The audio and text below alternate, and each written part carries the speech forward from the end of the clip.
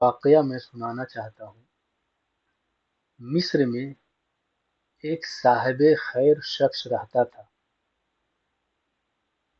جو کسی مجبور انسان کی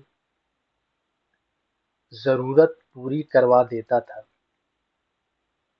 مثال کے طور پہ کوئی بھی انسان کسی چیز کی ضرورت ہوتا تھا تو وہ گاؤں میں جا کر کے مالدار لوگوں کے پاس جا کر کے چندہ کر کر کے اس کی حاجت کو پوری کروا دیتا تھا۔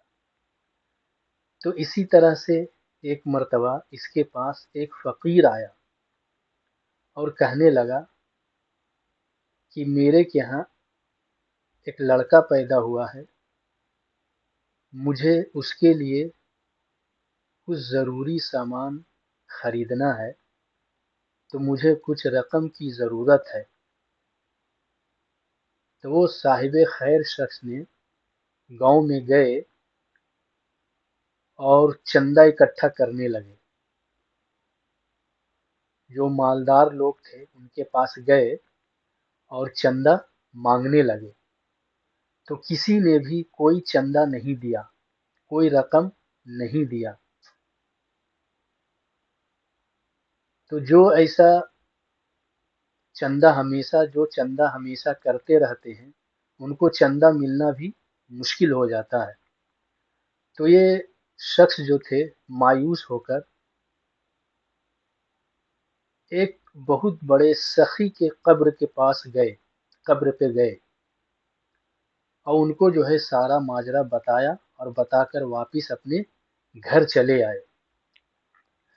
گھر آنے کے بعد اپنے گھر سے ایک دینار نکالا اور اس کے دو ٹکڑے کیے، آدھا ٹکڑا اس فقیر کو دیا اور باقی آدھا ٹکڑا اپنے پاس رکھا، اور فقیر سے کہا کہ یہ میں دینار کا آدھا ٹکڑا آپ کو قرض کے طور پہ دے رہا ہوں، جب آپ کے پاس کہیں سے رقم آ جائے تو مجھے یہ آدھا ٹکڑا دینار لوٹا دینا، ابھی تم اپنی حاجت پوری کر لو۔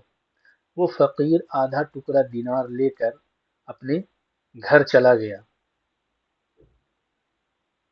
اور یہ شخص جو تھے جو آدھا ٹکڑا دینار دیے، یہ رات میں جا کے سو گئے۔ سونے کے بعد خواب میں وہ قبر والے شخص خواب میں بتا رہے ہیں کہ جس وقت تم ہم کو آ کر سارا ماجرا بتایا کہ گاؤں والے ہم کو چندہ نہیں دیے، ہم وہ سارا ماجرا سن رہے تھے لیکن جواب دینا ہمیں اجازت نہیں تھی، اس لیے ہم آپ کی بات کا جواب دے نہ سکیں۔ آپ میرے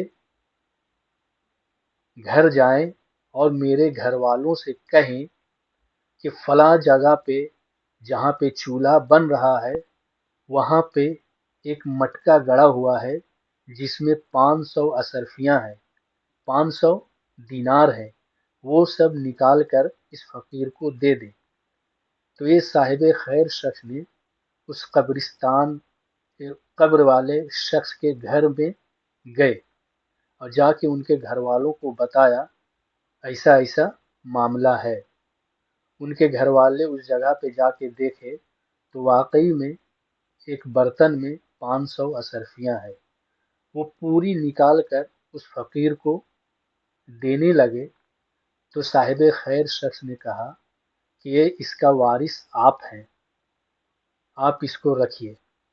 تو وہ شخص اس گھر والوں نے کہا کہ نہیں، قبر والوں نے ہمارے یہ جب وہ مرنے کے بعد اتنا سخی بن سکتے ہیں تو ہم زندہ کیوں نہیں؟